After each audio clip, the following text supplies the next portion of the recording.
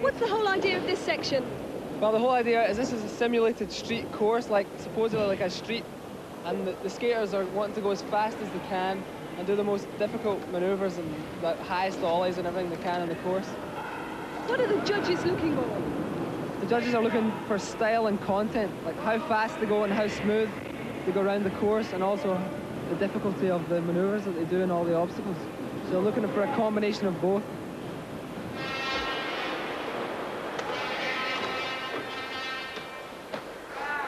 Now that looks very impressive. Is it really hard to master that technique of going down a stair rail? Yeah, it's quite a difficult balance, and it's also dangerous because you can do yourself an injury if you come off. How do skateboarders get the courage to try out new tricks like that one, maybe? Well, that's part of skateboarding. You just have to go for it and work up the courage. You don't get any better if you're not actually trying and having the courage to go for a new manoeuvre. Seems to me a very urban, a very inner city sport. Yeah. Do you get children, kids doing it in the countryside? Yeah, you do. It's a bit more difficult in the countryside as far as street style is concerned, because you've only got cobbled pavements and roads. Now here's a really brilliant skater. Who's he? Clyde Simone from the Netherlands. He lives in Amsterdam. He goes around the circuit in Europe. He's a pretty good skater. He should place highly. He qualified in first in the semi-final. Right, next up, we've got Dave Crabb from New Zealand. And here he goes. Big guy. Woo! What a start. Yeah. Do you have to be a bit of a show-off to do this? Well, as far as maybe influencing the judges or getting the crowd behind you helps you run. Here. He looks a really impressive skater, doesn't he? Just balancing on the front two wheels, that's pretty impressive. Yeah, that's sort of a freestyle manoeuvre, and it's quite a difficult thing to do. So this is Neil Blender from America. Where's he from, Christian? San Francisco. Skates for a company called G&S. Very smooth, very stylish skater. He won't do as many tricks as everyone else. He'll go faster than anyone else, probably. But he just looks really cool. Yeah. Wow. Oh, he really got some height then. Yeah, he was flying over that there. It was pretty good.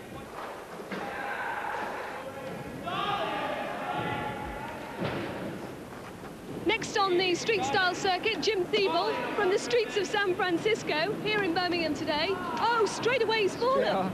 Unlike him, he had a perfect practice run, so I'm surprised to see him fall. He's a professional street styler. He makes his living from street style skating and contests all over the world. Are American skaters like him better than the British skaters? Not really. He never qualified in first. We have British guys who are, equally as good as him. The talent, there's a bigger sort of pool of talent in the States, but we have some very good street skaters over here. So Jim, who's out there now, does he travel all around the world making a living out of skating? Yeah, he skates for a company called Santa Monica Airlines. He's just back from Japan. Jim Thiebel from the streets of San Francisco.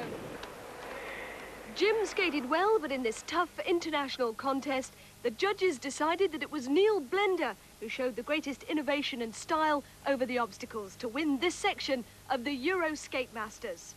The next stage of the Euroskate competition here at Fun Sport is this incredible half pipe. 28 feet long, 12 foot high. Each skater has 45 seconds, 4 runs of 45 seconds. The one with the best tricks, the best moves, the one that gets the highest points is the winner. So keep watching. Thank you, Sybil. Nice one. See some guys flying really high, 8 or 9 feet. Also, we're going to see some really good manoeuvres on the lip there, lip tricks. Now, how long is he allowed up here now? Well, it's a jam. He gets till he falls off. It's got what's called a one-trick rebate. If he drops in, he falls off in his first thing, then he gets to go again. But any time after that, he has to stop. Lucian's hoping he's going to stay on here for a long run. Lucian's capable of winning the contest if he stays on. So, on the half pipe now, Lucian Hendricks from London. One of the favourites, Christian. Yeah, he qualified in first place.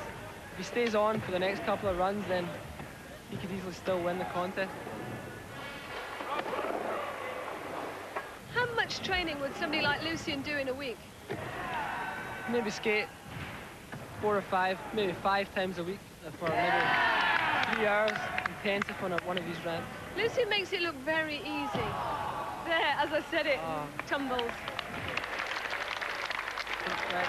Next we've got Marcus Rieger from Germany. Oh, that's a frontside bonus, that was rad. Hand plant. What's that called? That was a hand plant. He put his hand down on the lip. It's a lean to tail. That's just another air variation. Backside ollie. That's an air without grabbing on. How dangerous is Frontside this? It rock and looks roll. as though they could really come a cropper.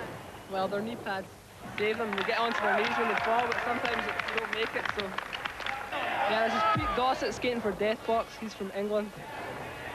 He usually places first in most British contests. Always in the top 3, so he's in you know, maybe the top 5 in this contest. Now this guy looks like a real athlete. He's quite small, isn't he? Yeah, which kind of helps. Low centre of gravity.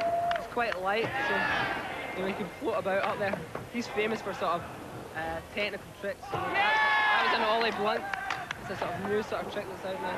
He must be quite a strain on your muscles doing 4 runs like this. Yeah, it's tiring to do 4 runs. The skaters will be pretty tired at the end of it.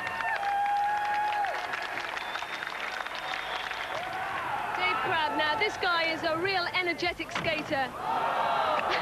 And instantly lands at the top of the pipe. Yep.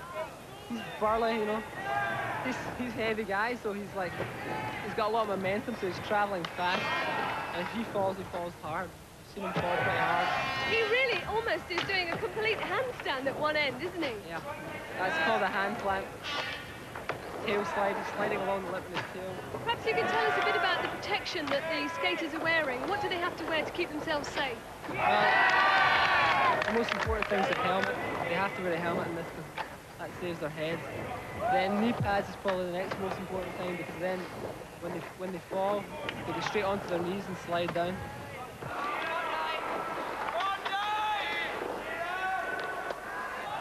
Oh! So he landed on his knees there, quite a tumble. What a good display from him.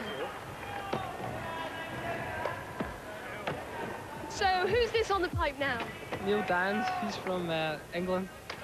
He's pretty good. He's going to place quite high. He does big airs and travels a lot when he skates. You know, he's skating well just now. Now, how does this compare? Is this really good skating? Yeah, this is one of the best in Britain, and he beats the Americans every now and then. He's skating well. He's going high. He's traveling along the ramp as well as going high. He's using the whole ramp. That was a good run. But Neil's run wasn't good enough to win the half-pipe.